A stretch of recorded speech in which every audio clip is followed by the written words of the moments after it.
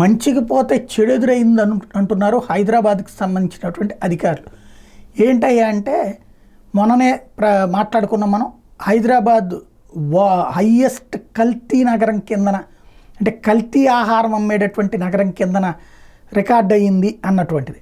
అయితే అది ఎవరో కనిపెట్టినటువంటి అంశం కాదు.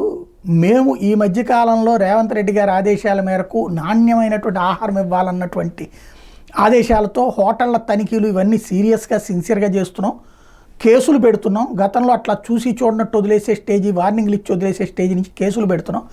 అలా అత్యధిక కేసులు రావడం వలన ఈ విషయం జాతీయ కల్తీ నిరోధక విభాగానికి పంపిస్తే వాళ్ళు దేశవ్యాప్తంగా ఉన్నటువంటి లిస్టును రిలీజ్ చేస్తూ అందులో భాగంగా పెడితే ఇప్పుడు హైదరాబాద్ వరస్ట్ అంటున్నారు.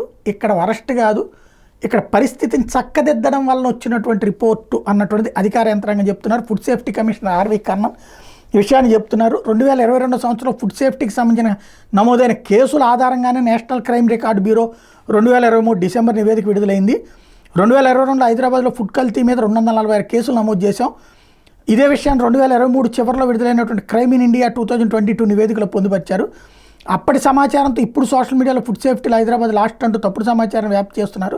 ప్రజలకి నాణ్యమైన ఫుడ్ అందించేందుకు అవసరమైన చర్యలు తీసుకుంటుంటే అది మంచి చేస్తుంటే అది కాస్త నెగిటివ్ ప్రచారం చేస్తున్నారు అంటున్నారు.